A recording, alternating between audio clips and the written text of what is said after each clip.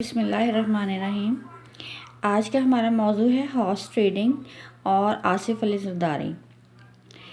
आसिफ अली ज़रदारी के बारे में ये मशहूर है कि वो एक जारहाना सियासतदान हैं और पुरतशद्दुद ख़यालात रखते हैं। नीज़ ये कि उनका माजी भी शानदार नहीं था, अगरचे वो मोहतरमा बेनज़ीर भुट्टो के शौहर हैं, लेकिन इसके बावजूद लोग ये समझते हैं कि आसिफ अली ज़रदारी एक तशद्दुद पसंद या जारहाना सियासतदान हैं जो कि लोगों पर जुल्म करते हैं और उनसे ज़बरदस्ती चीज़ें भी वापस ले लेते हैं। चुनांचे मैं भी इसी नज़रिए की हामी थी। चूँकि मैं इल्म सियासत पर अबूर रखती हूँ, इसलिए मुख्तलिफ़ सियासतदानों के हवाले से मैंने काफ़ी इल्म हासिल कर रखा है और बाखबर रहती हूँ। गुज़श्ता दिनों मैं आसिफ अली ज़रदारी के हवाले से कुछ बयानात सुन रही थी और मैं आज इसी को अपने व्यूवर्स के साथ शेयर करने जा रही हूँ कि मुझे उनके बारे में क्या मालूमात हासिल हुई हैं। नीज़ ये कि हॉर्स ट्रेडिंग के बारे में उनके नज़रियात क्या हैं। पहले हम ये वाज़ह करेंगे कि हॉर्स ट्रेडिंग क्या है और हॉर्स ट्रेडिंग का तसव्वुर किस तरह से सियासत के मैदान में आया। चुनांचे आज हम हॉर्स ट्रेडिंग को पहले जानेंगे कि हॉर्स ट्रेडिंग क्या है। हॉर्स ट्रेडिंग से मुराद है, जिसका एक डिक्शनरी मीनिंग है कि horse trading is literary sense refers to the buying and selling of horses, also called horse dealing। यानी हम जो घोड़े ख़रीदते हैं या बेचते हैं तो उसको हम हॉर्स ट्रेडिंग कहते हैं। ये इसका डिक्शनरी मीनिंग है।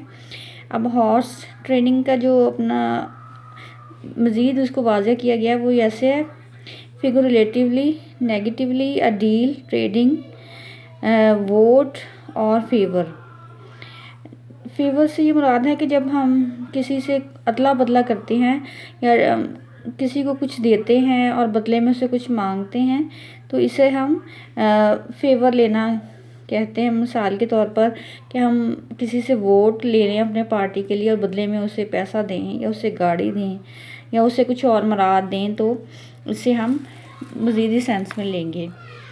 अब इसका आगाज़ कैसे हुआ, इसका पस मंज़र कुछ इस तरह से है कि चंगेज़ ख़ान जंग के लिए घोड़े ख़रीदा करते थे और उनकी फ़ौज के हर सिपाही के पास 3-3 घोड़े होते थे।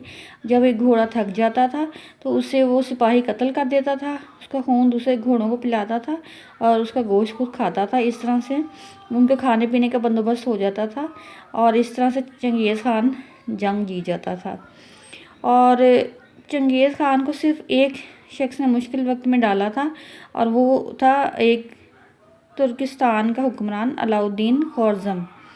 चुनांचे चंगेज़ ख़ान और अलाउद्दीन ख़वारज़म में काफ़ी ठान गई और चंगेज़ ख़ान ने 2115 में शुमाली चीन फ़तह करने के बाद जब तुर्किस्तान की तरफ जंग करने के लिए बढ़ा तो तुर्किस्तान का हुक्मरान शुमाली चीन से लेकर समरकंद तक उसने रास्ते की तमाम बस्तियों और शहरों से तमाम घोड़े ख़रीद लिए।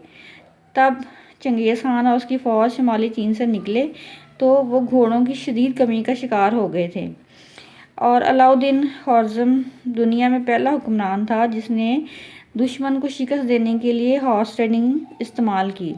इस तरह से चंगेज़ ख़ान को शिकस्त हो गई थी।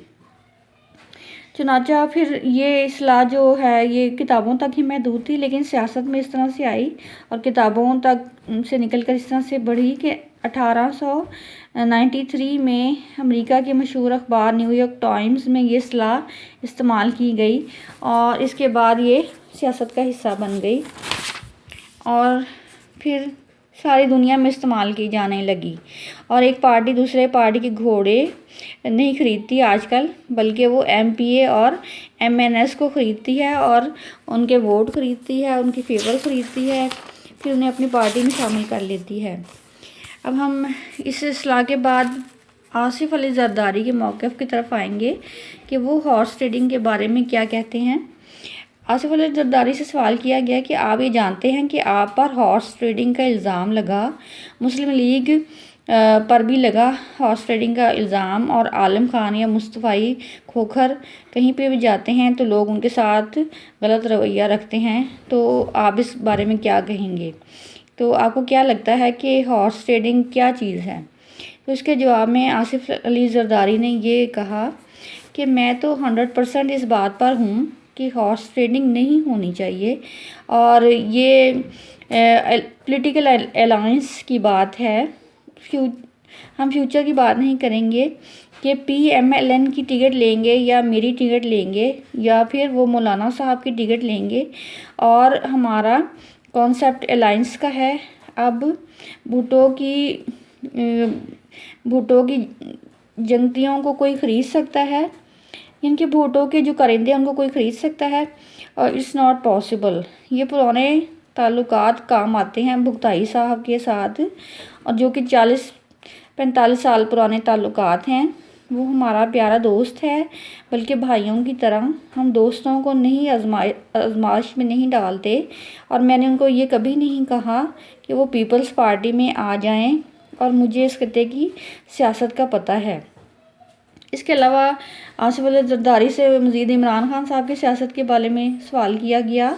तो अब उन्होंने ये सवाल किया आसिफ अली ज़रदारी से, पूछने वाले ने, कि अब इमरान खान साहब की पार्टी ने नेशनल असम्बली से रिज़ाइन कर दिया, जो पिछले दिनों उन्होंने 11 अप्रैल 2022 को रिज़ाइन किया था। तो क्या ख्याल है कि आपके इनके इस्तीफ़े कबूल कर लेने चाहिए या इनको समझाना चाहिए कि वापस आ जाओ?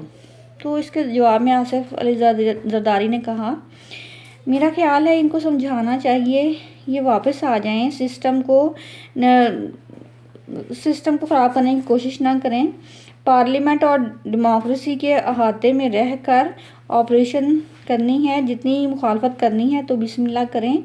वो कहते हैं आप नए इलेक्शन करवा दें, इसकी बात मान ली जाए।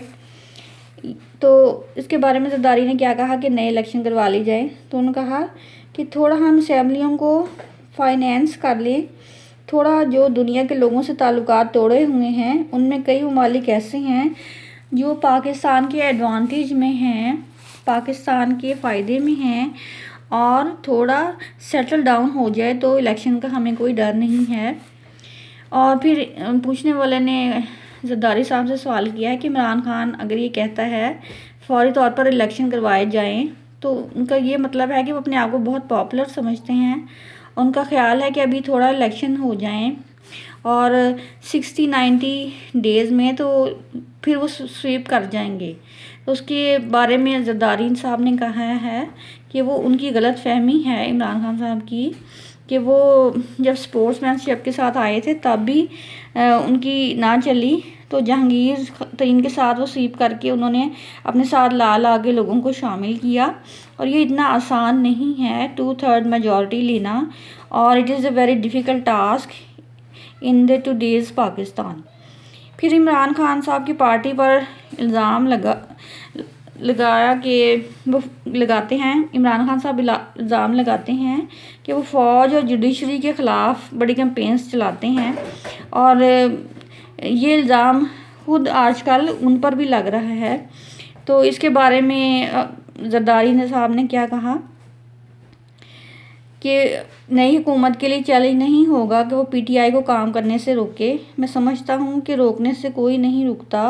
सोशल मीडिया मुझे पता है कि बहुत वेल इंटेक्टेड है, और वो बहुत यूज़ करते हैं सोशल मीडिया को। सोशल मीडिया बहुत डेंजरस हो गया है, सबको डर लगता है इस कि अपनी इज़्ज़त के खौफ से सोशल मीडिया पर कोई लॉ की बात नहीं कर रहा। मैं फेडरल की बात नहीं कर रहा, रिस्पॉन्सिबिलिटी की बात कर रहा हूँ, और उनको सिखाई जाए। मेरी पार्टी के लोग अगर ऐसी छोटी बात करेंगे तो मैं उनको तंबीह करूँगा। ये आसिफ अली ज़रदारी साहब ने कहा कि ख़बरदार ऐसी बात नहीं करनी। मैं अपने पार्टी के लोगों से कहूँगा, आपने मेरे वर्कर्स लारा लगाते हैं, बड़े खुश होते हैं इस पर कि एक ज़रदारी सब पे भारी। मैंने कहा है नहीं भाई, हम फ़कीर लोग हैं, एक ज़रदारी सबसे यारी। भारी कौन होता है? इंसान की ज़ात तो कमज़ोर ही कमज़ोर है।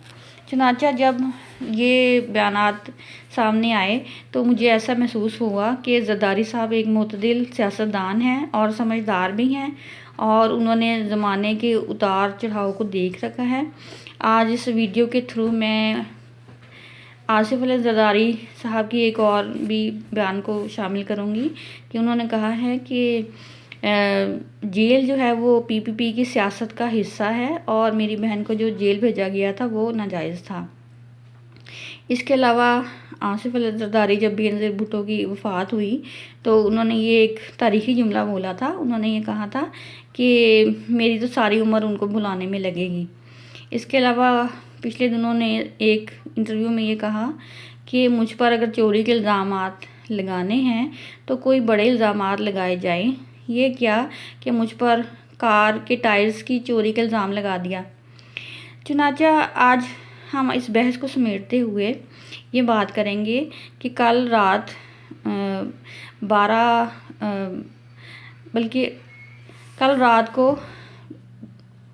19 अप्रैल को 2022 को शहबाज शरीफ की काबीना ने हल्फ उठा लिया है और उन्होंने पाकिस्तान में वज़ीर शामिल कर लिए हैं अपनी काबीना में और आसिफ अली ज़रदारी ने उनसे बड़े बड़े ओहदे मांगे हैं, जिसकी वजह से नवाज़ शरीफ, शहबाज शरीफ और ज़रदारी के दरमियान में इख्तिलाफ़ात होने का बहुत इम्कान है।